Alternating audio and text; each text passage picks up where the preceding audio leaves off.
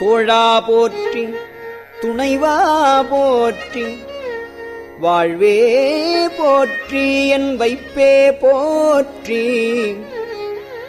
முத்தா போற்றி முதல்வா போற்றி அத்தா போற்றி அரணே போற்றி உரை உணர்வு விரந்த ஒருவ போற்றி விரிகடல் உலகின் விளைவே